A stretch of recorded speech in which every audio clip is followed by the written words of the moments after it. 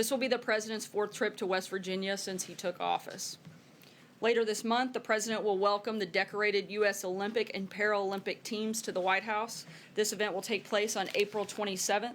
The President looks forward to celebrating these incredible athletes and their remarkable achievements in the 2018 Winter Games.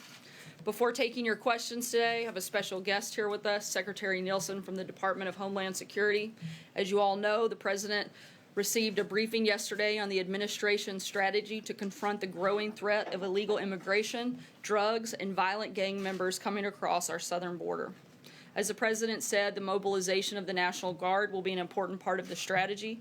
Secretary Nielsen will come up now to deliver brief remarks, then take your questions, and after that, I'll be back up to answer questions of the day and other topics. Secretary. Well, good afternoon, everyone. I want to start, I'm going to give you some facts and perspective. Hopefully I can put some things in context. But I want to start with just a very simple statement for today's announcement, which is border security is Homeland Security, which is national security.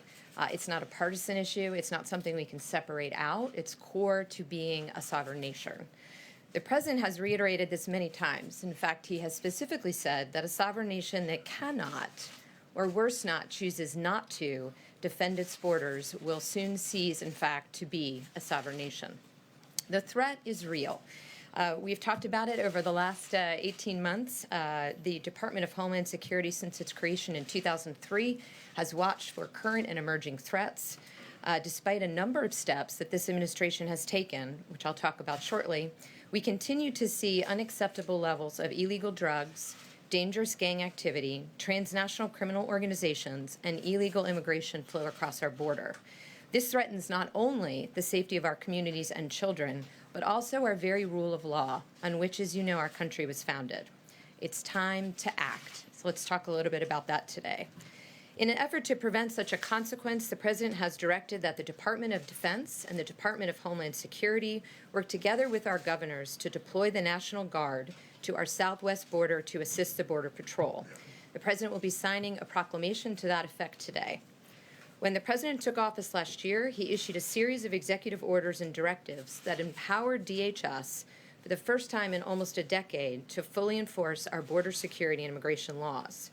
At that time, we saw a precipitous drop in unlawful border crossings, 44% down in the first few months of after his inauguration. This Trump effect, as many of you have referred to it, and we have as well, on illicit border activity was undeniable as smugglers, transnational criminal organizations, and those who are responsible for illicit activity across our border were forced to wait and see if enhanced enforcement efforts would scale back their criminal activity for good. In the last 15 months, under the President's leadership, the administration has taken major steps to methodically strengthen border security. Let me just give you just a few, but we're happy to provide additional details. We stepped up the targeting of dangerous criminal gangs such as MS-13. We removed thousands more criminal aliens than the year prior. We no longer exempt entire classes of illegal aliens from the consequences of breaking our immigration laws. We began the first new border wall system construction in close to a decade. We modified our asylum system processing to more quickly adjudicate claims, and we ended so-called temporary immigration programs that were either constitutionally dubious or were administered in a manner that was inconsistent with the purpose of the law or contrary to the intent of Congress. Despite these actions, we've recently seen the numbers of illegal border crossings rise from 40-year lows last April to back to previous levels. Our current border security and immigration laws fail the American people. The system rewards bad behavior. It does not punish lawbreakers. It undermines our nation's economic interests. Make no mistake, interdiction without the ability to promptly remove those without legitimate cause is not border security. It is not national security. When the President took office, the traffickers, smugglers, TCOs, and the illegal aliens that serve as their currency paused to see what our border enforcement efforts would look like and if we could follow through on the deportation and removal. While we have been apprehending aliens at the border with historic efficiency, these illicit smuggling groups saw that our ability to actually remove those who come here illegally did not keep pace. They saw that there were loopholes they could exploit to avoid detention and removal. And let me give you some numbers to put how that has changed the context of our immigration and border security system. Before 2013, approximately 1 out of every 100 arriving aliens claimed credible fear, which is the first step in the United States asylum process. Today, more than 1 out of 10 do so. Why this matters is because this number unfortunately demonstrates and is indicative of the rising level of fraud that plagues our system. This prevents us from timely helping those who really do need asylum. When we have to deal with the fraud and the backlogs, we are unable to help those truly in need. Before 2011, over 90% of arriving aliens were single adult males. Today, 40% are families and children. The traffickers and smugglers know that if you arrive with a family under our current legal and court system, you have a much better chance of being released into the United States. We have seen the smugglers advertise this as an enticement, and we have seen traffickers, unfortunately, fraudulently use children to gain entry into our country. Before 2009, the last stat here, 90% of arriving aliens were Mexican nationals. Today, nearly 50% are from Central America. The traffickers and smugglers know that these individuals cannot, under U.S. law, be easily removed in an expeditious way back to their country of origin, and so they exploit the loophole. Each of these reflect the effects of legislative and legal loopholes that have made it that much more difficult to remove the bulk of those we apprehend, whether they are criminals, traffickers, gangs, or illegal aliens.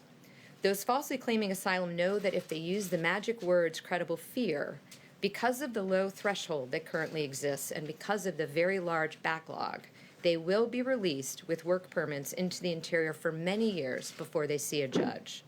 In 2012, when DACA was offered, families with children similarly understood that deferred action was on the table, and the possibility of further future deferred action has caused additional migration that continues through today. This is exacerbated because of the deeply flawed Flores settlement agreement, one that we have talked about before, and because of our inability to use expedited removal authority for all unaccompanied alien children. Because of this, we do see many more Central American families with children attempting to enter the country illegally, many more than a decade ago. Smugglers themselves are gaming the system, pure and simple. They take advantage of the loopholes in our laws. They know that we cannot prosecute as we need to stop their behavior, and we know in some cases it takes many years for them to be removed.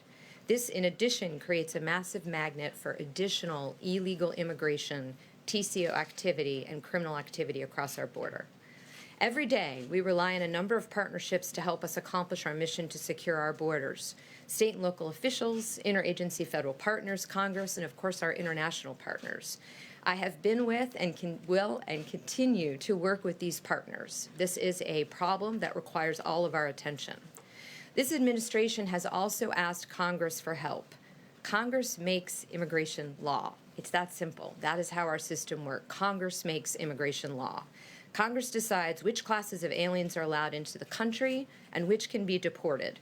We've asked for changes to existing law to close loopholes that exacerbate the challenges we have and often result in a de facto court-ordered or resource-constrained resulting catch and release. The President, as you know, terminated administrative catch and release last year, but due to these loopholes, we often find, particularly those with family, they must be released after 20 days. We asked Congress for additional funds for the border wall system, for detention beds, personnel, as that magnet of lawlessness still draws people by the thousands to our borders. Why not attempt the journey if you have no belief you'll ever be caught? We must change the environment. We must change and reduce those pull factors. Unfortunately, time and time again, Congress has failed to act. Worse still, some members of Congress have continually opposed efforts to secure the border. As a result of this continued congressional inaction, the administration has drafted legislation, and we will be asking Congress again to provide the legal authority and resources to address this crisis at our borders. We will not allow illegal immigration levels to become the norm. More than 1,000 people a day, 300,000 a year, violating our sovereignty as a nation will never be acceptable to this president. Since becoming Secretary, I've spoken with hundreds of members of Congress on the need for legislation. I will continue to speak with anyone who will listen about the need to end catch and release and close these loopholes once and for all. Based on conversations with congressional leadership, I am optimistic. We are a country based on the rule of law. I ask Congress to pass needed legislation with all urgency. I will work with you. Let's get this done. In the meantime, the President has directed the National Guard personnel be deployed to the southern border. The Department of Defense, as you know, has long supported the efforts of DHS to protect our nation's borders. This includes ongoing counter-narcotic missions, infrastructure construction, persistent surveillance operations training, and aerial support throughout the Western Hemisphere. The Department of Defense is a longtime partner of the Department of Homeland Security, and I thank them for their support. While plans are being finalized, it's our expectation that the National Guard will deploy personnel in support of CBP's border security mission. It will take time to have the details in place, but we are beginning today and we are moving quickly. We are anxious to have the support. I have spoken with all of the governors and will be continuing these conversations. It is very encouraging that some of them have already taken dramatic steps in their own states to confront illegal immigration and to strengthen that border security to prevent the criminal activity and the inflow of drugs. These are leaders who understand the importance of enforcement and border security and how it improves public safety in their states. I look forward to working with each of them. As a result, I will not provide the full details today because much of what we will be doing in conjunction with the border state governors will be worked out through the appropriate processes as it has been in the past. The urgency cannot, however, be underscored. We will be doing this today under the President's direction. I will continue my conversation with all 4 border governors, and we hope to have the path forward very much specified in the near future. I also want to just make sure before I turn it over for questions to mention that we've been in touch with my counterparts in Mexico regarding this action. They understand the administration's desire, much like their own, to control illegal entry into our country. They understand and respect our national sovereignty. I thank them for their recent support in addressing the yearly caravan, as well as in signing a number of security-related agreements last week. I value their partnership and do not expect this operation to affect that relationship. I want to close by saying that the problems of catch and release and unsecured borders are solvable problems. Congress has the ability and the opportunity to provide this administration and our country with the tools it needs for border security. In my conversations with members of Congress, all have said they're for border security and the rule of law. The vulnerabilities we need to address are well known. The legislative fixes have been drafted and debated. The tools are tested and ready. All that is lacking is the will to act. I'm hoping that changes, and I call on all members of Congress to work with us to close these loopholes and to end catch and release completely. Let me be clear, we are a welcoming nation. We support tens of millions of legal visitors every year, as well as over 1 million legal immigrants. We will continue to do so. But as I said earlier, border security is national security. Security of our nation is not a partisan issue. Border security is national security. It's a foundational element to the very security of our systems, of our citizens, and our homeland. The President's committed to securing our border and using all the tools that he has available to him. I thank him for his leadership and support of DHS. I thank you for listening, and I look forward to your questions. Sure. Maybe for some context, could you compare what the President is contemplating with what President Bush did, 6,000 National Guard personnel for about a year and a half, Arizona, New Mexico, California. President Obama did about 1,200. Right. Is he contemplating something larger than that and something of a longer duration? And how soon do you think, whatever the number is, the deployments will begin? So let me take the last part first. We do hope that the deployment begins immediately. I will be continuing to have conversations with the governors today. As you know, it's done through a memorandum of agreement, so we're working with all haste to agree on that. So we've specified out the missions where we need support. They include everything from aerial surveillance, which, as you know, is part of Operation Phalanx, through to some of the support functions that the Guard was able to do under President Bush in Operation Jumpstart. So we've been very specific state by state, locale by locale, of what CBP believes capabilities they need, and then we'll work in conjunction with the governors who are in fact on the front lines to see what they need and work it within the National Guard. But as soon as possible, conversations are ongoing. And size and duration of So deployment? size and duration, we have not, I don't want to get ahead of the governors. This is a partnership with them. We're giving them the opportunity to review our suggestions of how the National Guard can support the Border Patrol, but as soon as the numbers are available, we'll provide them. More robust than the Bush deployment? I think it will be strong. It will be as many as is needed to fill the gaps that we have today, is what I can tell you. So we'll go through and make sure. Madam Secretary, in terms of the operations that the National Guard will be involved in, Operation Jumpstart specifically prohibited the National Guard from laying hands on immigrants, that they were only in a support capacity to the Border Patrol. Are you thinking of similar rules of engagement, if you will? We're working with the governors, but we have had that conversation. As you know, it's a partnership under Title 32, so I'm very interested in continuing the conversation with them. To date, what we've discussed are support activities that are very similar to Jumpstart. So it wouldn't be actual enforcement then? Correct, as of now, yes. The president also, in a tweet, said that he suggested that he would use some of the military appropriations to fund the construction of the border wall. Does the president have the authority to use money that Congress has appropriated to the Department of Defense to build the border wall? So it's a good question. I'm only going to sidestep it because I'm not at the Department of Defense and I'm not a lawyer over there. What he meant was there are some lands that the Department of Defense owns that right on the border that are actually areas where we see illicit activity. As part of what DoD does every day in terms of force protection, we're looking into options for the military to build wall on military installations on the border. Other than that, I can't speak to the legality of the question. You went in over here. Can you give a cost estimate for what this will cost and who I will can't, pay for it? unfortunately. I think looking at past numbers should be indicative, but it really depends on the very specific mission sets that they'll provide. For example, aerial surveillance, as you know, is done by flight hours. So first we have to translate that into a CONOPS and number of people, and then I can tell you how much those people will cost. So we're working that real time. Do you need congressional approval for any of that? To activate the Guard under Title 32, no, we do not. But we will do it in conjunction with the governors. Madam Secretary, how much wall can you build with the money that you currently have? So the currently appropriated will build about 150 miles. The $1.6 billion So from that's the for omnibus? 17 and 18 together, yes. And we have started building, as you know, so we're building real time in Clexia. So new wall. How much new wall New have we wall. built to this point? So here, this is an important question. To us, it's all new wall. If there was a wall before that needs to be replaced, it's being replaced by a new wall. So this is the Trump border wall. In many cases, it will. Replacing current wall would count as new wall in your words. Yes, it would. And then how much will it cost to complete the entirety of the wall that you desire? So we are, the Border Patrol, as you know, has submitted a very specific plan to Congress where we need the wall, what type of wall we need. We finished evaluating all the prototypes. We have a toolkit, if you will.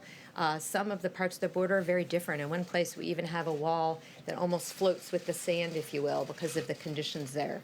In other places, we'll have taller walls, again, depending. Some places we have levees to do dual purpose. So we're continuing to work it out based on the funding that we have and what we've learned from the prototypes. We should have much better estimates soon. So we don't have a total ticket price at this time. It's still unclear what you think it will cost. We have the down payments. We're working with Congress real time to let them know what additional funds we need for what.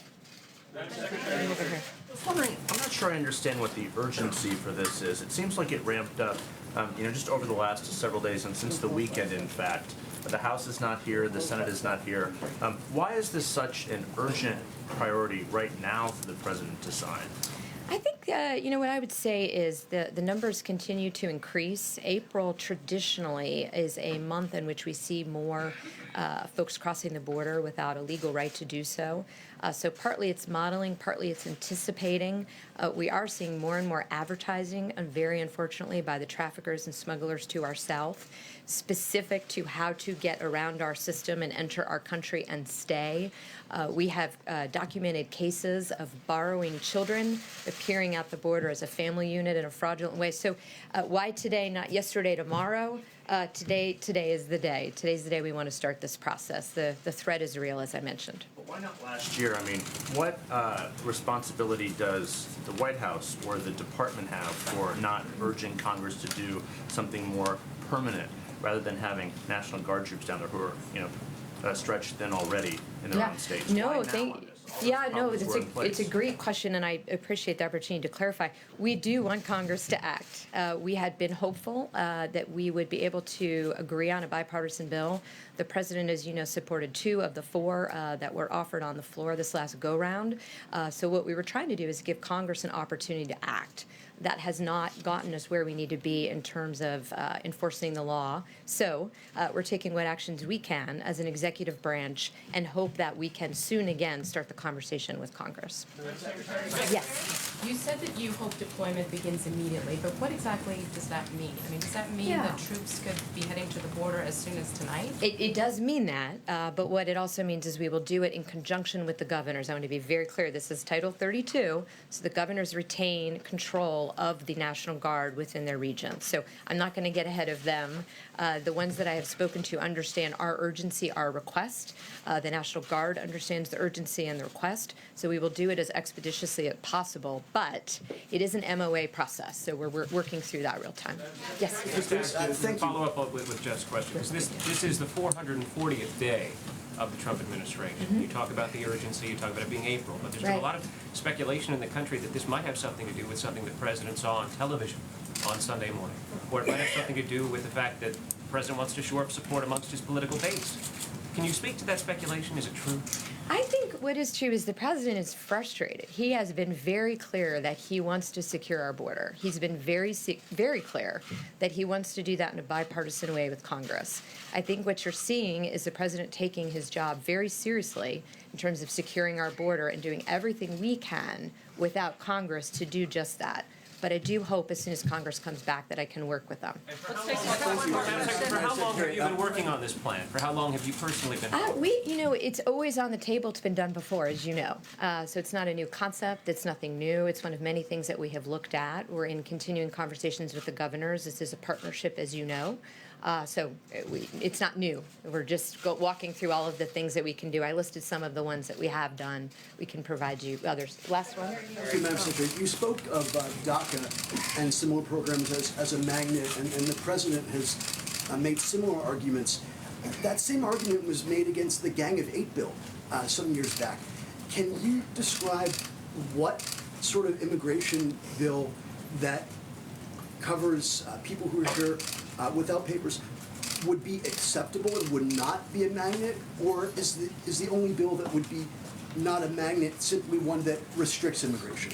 Yeah, I think that's a good question. I don't think it's the bill per se. I think it's in some cases it's that the bill wasn't passed. So all of that uncertainty gives the conversation wings in the south of us. Hurry and get here now because nothing's. But at the time, Republicans who opposed the bill said that passing this bill will cause a wave of people coming to take advantage of it. And the president made a similar argument about DACA, even though people who arrive now aren't eligible for it. And you just made a similar argument about similar programs. So what, other than a bill that is only restricting immigration, do you think wouldn't be a magnet? Because every time Border security. I'm not trying to be flip, but that's how the two go together. The problem with doing any of them in a vacuum is we continue the problem. We want a permanent solution. Not to be difficult, but, Yeah. but every time this issue comes up, and every time there is any sort of method where whether it's administratively or legislatively attempted to address this problem, the same people every time say it's going to be a magnet. People are going to flood the borders trying to take advantage of it. And so I'm just curious, if that's constantly a problem every time this issue comes up, then how can you entertain any kind of comprehensive immigration bill? I understand the question. What I would say is if we put together a package and then we pass it, the conversation's over. Though for this tranche, those are those who will receive some sort of permanent status.